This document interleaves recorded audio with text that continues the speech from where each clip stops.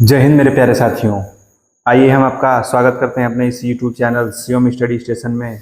मैं आपको इसमें यूपीएसआई से जो संबंधित टॉपिक है मूल विधि उसको कराऊंगा और उसमें मैं आप लोगों को जो है ये घरेलू हिंसा से महिला संरक्षण अधिनियम 2005 को करवाऊंगा। ठीक है, तो आइए हम लोग देरी न करते हुए अपने डायरेक्ट कंटेंट की तरफ मूव करते हैं।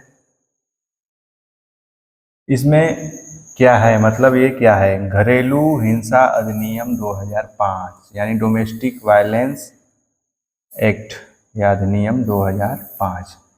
इसमें देख लेते हैं हम लोग कि कुल कितनी धाराएं हैं। यानी कि कुल धाराएं इसमें 37 हैं, कुल अध्याय 5 हैं। ठीक है, और इसका पर्पस क्या है यानी उद्देश्य, ये अधिनियम परिवार के भीतर हिंसा से पीड़ित महिलाओं की सुरक्षा के लिए है। यानी ये अधिनियम जो डोमेस्टिक वायलेंस होता है, ये महिलाओं के लिए जो घरेलू हिंसा होते हैं उससे रिलेटेड ये अधिनियम है। ठीक है, अब इसमें हम लोग देख लेते हैं कि इसमें क्या क्या है। मतलब इसकी पहली धारा, यानी जिस भी जो आपका यूपीएसआई के अकॉर्डिंग टॉपिक रहता है उसका जो पहला धारा होता है उसमें आपका संक्षिप्त नाम व विस्तार व प्रारंभ होता है। ठीक, और इसमें क्या है, पहले इसकी टॉपिक जो है मूल पॉइंट देख लेते हैं कि वर्ष 2019 से पहले यह अधिनियम जम्मू कश्मीर में लागू नहीं था। मतलब 2019 से पहले यह अधिनियम जम्मू और कश्मीर में लागू नहीं था, लेकिन अब यह संपूर्ण भारत में लागू हो गया है। यानी जो यह अधिनियम 2019 से पहले मतलब जम्मू कश्मीर में लागू नहीं था, लेकिन अब यह संपूर्ण भारत यानी ऑल ऑफ इंडिया में लागू हो गया है। इसकी धारा 2 यानी कि इसकी धारा 2 में इसका परिभाषा है। ठीक है, अब धारा 2A यानी व्यथित यानी पीड़ित व्यक्ति की परिभाषा है। यानी कि जो पीड़ित व्यक्ति है उसकी परिभाषा है इसमें। इसमें क्या है, घरेलू हिंसा से पीड़ित महिला जो जालिम या जुल्म करने वाले व्यक्ति के साथ घरेलू नातेदारी में हो या रह रही हो तथा जिसका यह आरोप है कि जालिम ने उसके साथ, यानी जालिम जो आरोपी है, ठीक, उसके साथ हिंसा की है। ठीक है, यानी धारा 2 में व्यथित यानी पीड़ित व्यक्ति की परिभाषा है। ठीक, और इसमें धारा 2F जिसमें हम आप चर्चा कर लेते हैं कि घरेलू नातेदारी दो व्यक्तियों के साथ ऐसे हो सकती है। यानी जो घरेलू रिलेशनशिप हैं वो कैसे हो सकते हैं, तो इनके ये माध्यम है। मतलब एक तो रक्त संबंध पहला यानी ब्लड रिलेशन, दूसरा वैवाहिक संबंध, तीसरा दत्तक या गोद लिया हुआ पुत्र या पुत्री। यानी इन 3 तरीके से उनके बीच रिलेशन हो सकता है। अब इसमें धारा 2Q यानी प्रत्यर्थी या जालिम, यानी कि जो जुर्म करता है उसे गुनाहगार या जालिम कहेंगे। ठीक, इसमें 2Q मतलब वह कौन होगा, वयस्क पुरुष जिसकी आयु 18 वर्ष या उससे अधिक हो। यानी कि वयस्क पुरुष, ठीक है, जिसकी आयु 18 वर्ष या उससे अधिक है, हम उसको वयस्क पुरुष कहेंगे। ठीक, अब इसमें नोट क्या है, हीरालाल पी हरसोरा बनाम कुसुम नरोत्तम दास हरसोरा 2016 के केस में न्यायालय ने, मतलब उसने क्या किया, न्यायालय ने वयस्क पुरुष को हटाकर सिर्फ वयस्क रखा। ठीक है, क्योंकि यहाँ जो वयस्क पुरुष है केवल पुरुषों को डिनोट कराता था कि केवल पुरुष ही विक्टिम है।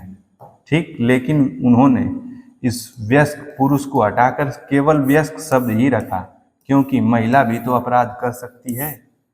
ठीक है, महिला भी तो डोमेस्टिक वायलेंस के अकॉर्डिंग आ सकती है। अब इसमें धारा 2B मतलब बालक की परिभाषा है। ठीक, इस धारा के तहत 12 वर्ष से कम आयु का बच्चा बालक की श्रेणी में आएगा। यानी कि धारा 2B में यह बताया गया है कि 12 वर्ष से कम आयु का बच्चा वह आपके किस में आएगा, बालक की श्रेणी में आएगा।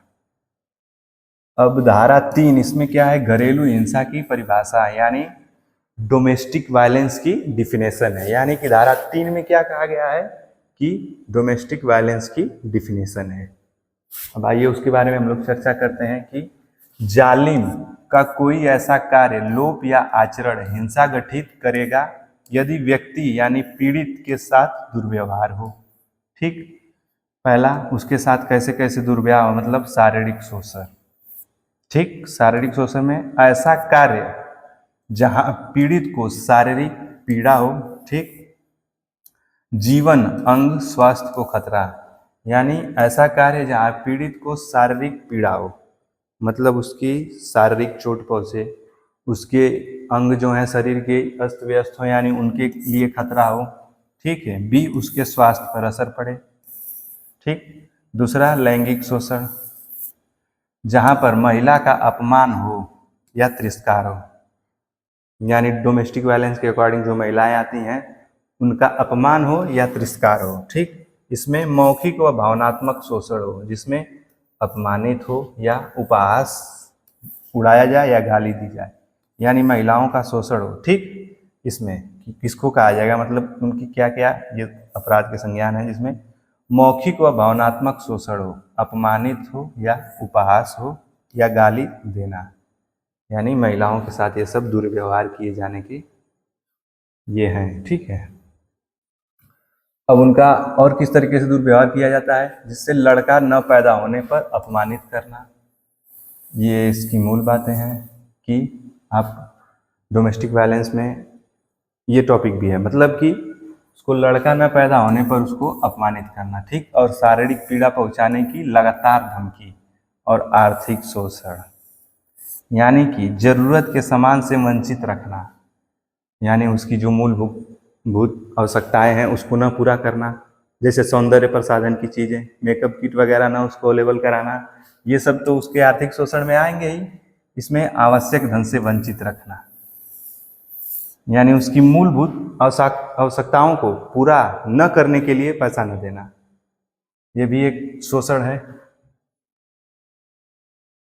अब इसमें धारा 4, अब हम लोग धारा 4 या सेक्शन 4 के बारे में जिक्र करेंगे, जिसमें संरक्षण अधिकारी को जानकारी का दिया जाना, जानकारी देने वाले व्यक्ति पड़ोसी के दायित्व की मनाही, यानी किसी को लगे कि डोमेस्टिक वायलेंस होने वाला है, अगर वह जानकारी देगा तो उसका मतलब कोई दायित्व नहीं होगा। ठीक है, कोई पड़ोसी दे सकता है या कोई नाते रिश्तेदार दे सकता है, तो इसमें उसका कोई दायित्व नहीं बनेगा।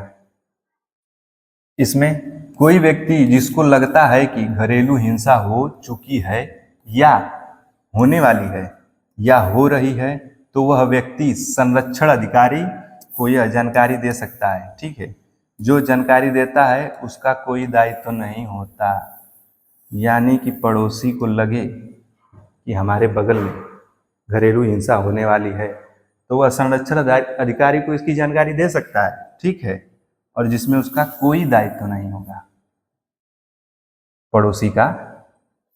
क्वेश्चन मतलब इसकी धारा जो 5 सेक्शन 5, जिसमें पुलिस अधिकारियों, सेवा प्रदाताओं और मजिस्ट्रेट के कर्तव्य हैं, मतलब उनके क्या क्या कर्तव्य हैं ये देखते हैं इसमें, कि संरक्षण आदेश, धनीय राहत के लिए आदेश, निवास आदेश के माध्यम से अनुतोष प्राप्त कराना। ठीक, सेवा प्रदाताओं की उपलब्धता के संबंध में।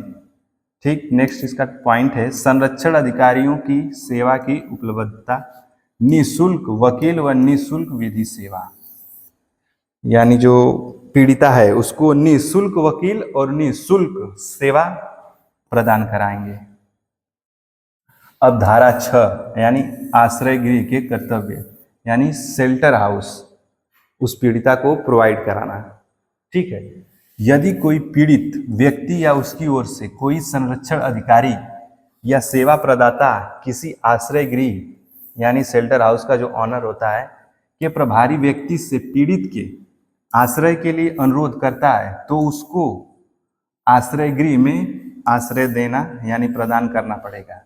ठीक है, कोई अधिकारी अगर ये कहता है कि जो पीड़िता है आप उसको शरण दे दीजिए, शेल्टर हाउस में जगह दे दीजिए रहने के लिए, तो ये उस जो आश्रय गृह का ऑनर होता है उसको ये करना पड़ेगा। अब धारा 8 संरक्षण अधिकारी की नियुक्ति राज्य सरकार करेगी। वेरी मोस्ट इंपॉर्टेंट पॉइंट, धारा 8 में ये बताया गया है कि प्रत्येक जिले में उतनी संख्या में संरक्षण अधिकारी की नियुक्ति करेगी जितनी चाहे, यानी राज्य सरकार। कौन करेगी इनकी नियुक्ति? राज्य सरकार। अब इसमें संरक्षण अधिकारी यथासंभव महिलाएं होंगी, यानी ऑब्वियसली बात है कि अगर महिला के बारे में आपको इसमें डिस्कस करना है तो उसमें जो संरक्षण अधिकारी यथासंभव महिलाएं ही रहें तो उचित होगा। अब इसकी धारा 9 क्या है? यानी संरक्षण अधिकारियों के कर्तव्य और कार्य, यानी कि इसमें यह बताया गया है कि संरक्षण अधिकारी के कर्तव्य और कार्य क्या क्या है, जिसमें मजिस्ट्रेट को घरेलू हिंसा की शिकायत पर घरेलू घटना रिपोर्ट देगा, ठीक है, और पीड़ित व्यक्ति को चोट लगने पर मेडिकल कराकर मजिस्ट्रेट को रिपोर्ट देगा, ठीक, और फ्री में वकील, अभी बताया हूँ आपको, उसको यानी पीड़िता को फ्री में वकील और फ्री निःशुल्क वकील यानी विधिक सहायता प्रदान करेगा। इसकी धारा 10 में क्या है? सेवा प्रदाता की परिभाषा। अब सेवा प्रदाता की परिभाषा कौन आते हैं, आइए देख लेते हैं कि कोई पंजीकृत कंपनी जो महिलाओं के अधिकार व हितों के लिए काम करती है, ठीक है, यानी कोई एनजीओ हो, आपका कोई संस्था हो जो महिलाओं के हितों के बारे में जिक्र करती हो, चर्चा करती हो, उनके बारे में सोचती हो, ठीक है, तो उसमें जिसमें चिकित्सा सेवा, दूसरा विधिक सेवा, ये दोनों होते हैं। अब धारा 11 यानी सेक्शन 11 सरकार के कर्तव्य, इसमें सरकार के कर्तव्य क्या क्या है देख लेते हैं। धारा 12 मजिस्ट्रेट को आवेदन, ठीक, इसमें कहा गया है, यानी 11 में सरकार के कर्तव्य हैं और धारा 12 में मजिस्ट्रेट को आवेदन, यानी 2 धाराएं आपकी यहाँ पर है, ठीक है, जिसमें पीड़ित व्यक्ति या संरक्षण अधिकारी या अन्य व्यक्ति मजिस्ट्रेट को आवेदन कर सकेगा, ठीक, और इसकी सुनवाई कब होगी, यानी मजिस्ट्रेट को जब वो आवेदन करेगा तो सुनवाई मतलब फर्स्ट हियरिंग कब होगी? मजिस्ट्रेट को आवेदन प्राप्ति की 3 दिन कम समय, यानी 3 दिन की कम समय में पहली सुनवाई की तारीख देनी होगी, ठीक है। फैसला यानी निपटारा पहले हियरिंग यानी फर्स्ट हियरिंग यानी पहली सुनवाई से ठीक 60 दिन की अवधि में पूरा करने का प्रयास होगा, यानी 60 दिन की अवधि में पूरा करने का प्रयास होगा, ठीक है। अब इसमें धारा 13 सूचना की तामील, ठीक, सूचना की तामील।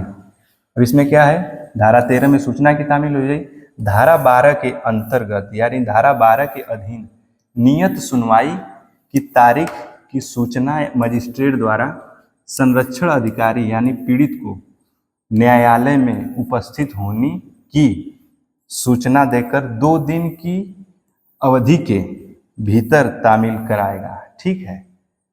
यह धारा 12 की तरफ थे। अब धारा 16 हम लोग देख लेते हैं कि इसमें सेक्शन 16 जो है क्या कहता है? कार्रवाइयों का कम यानी कार्रवाइयों का बंद कमरे में किए जाना, यानी ऐसे जो ऑफेंस होते हैं डोमेस्टिक वायलेंस के अकॉर्डिंग, उनका जो अधिकतर अगर पीड़िता चाहे तो उनकी सुनवाई एक बंद कमरे में मतलब की जा सकती है, ठीक है। अगर मजिस्ट्रेट पक्षकार की इच्छा पर कार्यवाहियों को बंद कमरे में संचालित कर सकता है, अगर पीड़िता चाहे तो, ठीक है, आप उसको एक बंद कमरे में मतलब एक बंद रूम में उसकी सुनवाई कर सकते हैं। अब इसमें धारा 18 संरक्षण आदेश, यानी धारा 18 में क्या कहा गया है? संरक्षण आदेश, जिसमें पॉइंट क्या क्या है आइए हम लोग देख लेते हैं, चर्चा कर लेते हैं। ये थ्योरी बेस्ड क्लासेस हैं, आपको पेड क्लासों में ऐसे कंटेंट नहीं, पेड क्लासों में भी ऐसे कंटेंट जल्दी अवेलेबल नहीं होते हैं। ये यूट्यूब पे हम आपको फ्री ऑफ कॉस्ट जो कि पढ़ा रहे हैं, ठीक है, जिसमें मजिस्ट्रेट सुनवाई के बाद जालिम यानी जो जुर्म करता है, ठीक है, प्रत्यर्थी बोलते हैं उसको, व्यक्ति को आदेश जारी करके यह काम करने से मना करेगा। क्या क्या मना करेगा? कि घरेलू हिंसा के कार्य नहीं करेगा, ठीक है, पीड़ित व्यक्ति के कार्यस्थल पर प्रवेश नहीं करेगा, यानी जो जालिम है उसके बारे में कहा गया है कि पीड़ित व्यक्ति के कार्यस्थल पर प्रवेश नहीं करेगा। फिर बच्चों के मामले में उनके स्कूल नहीं जाएगा, ठीक, फिर पीड़ित व्यक्ति से किसी भी तरह के संवाद करने का प्रयास नहीं करेगा, यानी पीड़ित व्यक्ति से जो जालिम है किसी भी प्रकार का संवाद यानी डिबेट वह नहीं करेगा। जहां तक हो उनको यानी पीड़ित व्यक्ति को और जो पीड़िता हो उनको दूर ही रखा जाएगा इस मामले में। अब धारा 19 यानी निवास आदेश, इस धारा के अंतर्गत मजिस्ट्रेट साहब जालिम यानी जो जुर्म करता है को पीड़ित व्यक्ति से दूर रहने का आदेश देंगे। देखिए मैंने अभी इस पॉइंट पर आपको डिस्कस किया है कि उन दोनों को दूर ही रखा जाएगा। इस धारा के अंतर्गत मजिस्ट्रेट साहब जालिम यानी जो जुर्म करता है को पीड़ित व्यक्ति से दूर रहने का आदेश देंगे। अब धारा 20 धनी अनुतोष आदेश, ठीक है, ये आपका सेक्शन 20। इसमें पीड़ित व्यक्ति को जो जालिम यानी जो जुर्म करता है, ठीक है, जुर्म करने वाले से धनी अनुतोष यानी आर्थिक सहायता देने को कहेंगे। यानी जो जुर्म किया है वह पीड़िता को आर्थिक सहायता देगा, ठीक है। उसमें क्या देगा? जिसमें चिकित्सा के खर्चे हुए उसके, मतलब हॉस्पिटल के खर्च, भरण पोषण के लिए उसके, ठीक है, संपत्ति का जो नुकसान हुआ उसके लिए कुछ खर्चे की भरपाई करेगा, ठीक है। अब इसमें धारा 21 अभिरक्षा आदेश, यानी कि अभिरक्षा आदेश में क्या है? ये सब डोमेस्टिक वायलेंस के जो मूलभूत पॉइंट हैं, ठीक है, आपको इनको ध्यान में रखना है। इन्हीं सब पॉइंटों से एग्जामिनर जो है आपके क्वेश्चन को पुटअप करता है, ठीक। इसमें बच्चों की अभिरक्षा, मजिस्ट्रेट अस्थायी रूप से बच्चे की अभिरक्षा का आदेश पीड़ित व्यक्ति को दे सकता है, ठीक है। मजिस्ट्रेट यदि आवश्यक समझे तो जालिम यानी प्रत्यर्थी को बच्चे से मिलने से रोक सकता है, ठीक है। यानी कि क्या कहा गया है? मजिस्ट्रेट यदि आवश्यक समझे तो जालिम यानी जो प्रत्यर्थी यानी जो जुल्म किया उसको जालिम ही कहेंगे ना, को बच्चे से मिलने से दूर यानी मिलने से रोक सकता है, ठीक है। अब धारा 22 यानी सेक्शन 22 प्रतिकर हर्जाना आदेश, इसमें क्या कहा गया है कि मजिस्ट्रेट जालिम को प्रतिकर आदेश दे सकता है जिसमें वह निम्न चीजों के लिए हर्जाना भरेगा। किसके लिए हर्जाना भरेगा? जिसमें मानसिक यातना, भावनात्मक कष्ट, शोषण के विरुद्ध या नुकसान, ये सब पॉइंट है। धारा 23 आंतरिम और एक पक्षीय आदेश, यानी सेक्शन 23 में क्या कहा गया है? आंतरिम और एक पक्षीय आदेश। इसमें आंतरिम और एक पक्षीय आदेश देने की शक्ति कोर्ट के पास है, ठीक है। यानी कि आंतरिम और एक पक्षीय आदेश शक्ति देने की शक्ति किसके पास है? कोर्ट के पास है। धारा 27 अधिकारिता यानी सुनवाई इसमें महानगर मजिस्ट्रेट यानी प्रथम वर्ग श्रेणी न्यायिक मजिस्ट्रेट करेगा।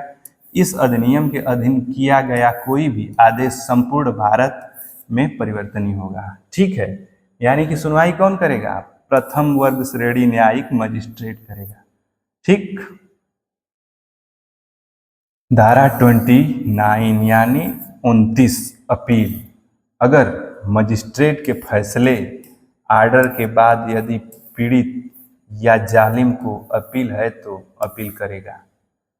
यानी मजिस्ट्रेट के फैसले से अगर दोनों को अपील है तो वह अपील किसके अकॉर्डिंग करेगा? धारा 29 के अकॉर्डिंग, यानी 29 के तहत। इसमें क्या है? आदेश के 30 दिन के भीतर सत्र न्यायालय में, कहाँ करेगा? आदेश के 30 दिन के भीतर सत्र न्यायालय में वह करेगा। अब धारा 30 क्या है इसमें देख लेते हैं। संरक्षण और सेवा प्रदाताओं के सदस्य लोक सेवक होंगे। यानी कि इसमें कहा गया है कि धारा 30 संरक्षण और सेवा प्रदाताओं के सदस्य लोक सेवक होंगे, ठीक है। इसमें संरक्षण और सेवा प्रदाताओं के सदस्य लोक सेवक होंगे, ठीक है। बनाए गए किसी भी नियम या आदेश के अनुसरण में कार्य करते समय लोक सेवक समझे जाएंगे। धारा 31 अब हम लोग बहुत जल्दी इसको कंप्लीट करने वाले हैं। आइए हम लोग देखते हैं क्या है धारा 31 में। यानी जालिम द्वारा संरक्षक आदेश के भंग तोड़ने के लिए, यानी उसको भंग करने के लिए या उसको तोड़ने के लिए, जालिम कौन? जो जुर्म करता है। यदि जालिम आदेश नहीं मानेगा तो दंड है। कौन सा दंड है उसमें? जिसमें 1 वर्ष तक का जेल या 20,000 रुपये का जुर्माना या तो दोनों से दंडनीय होगा। यदि जो जालिम है अगर वह आदेश न माने तो उसको 1 वर्ष तक का जेल या 20,000 रुपये का जुर्माना या तो वह दोनों से दंडनीय है।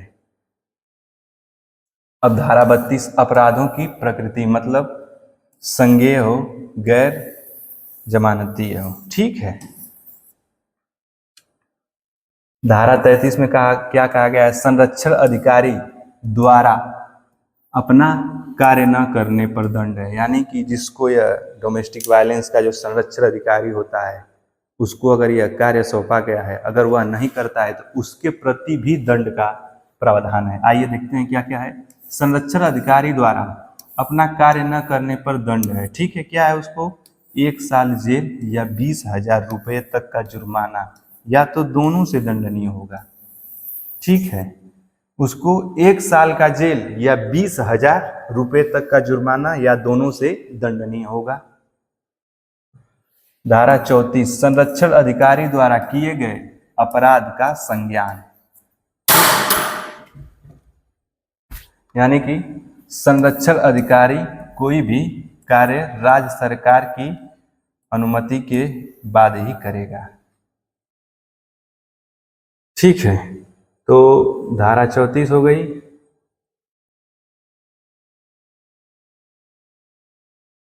तो ये थी इम्पोर्टेंट धाराएं जो मैंने आपको कराया है।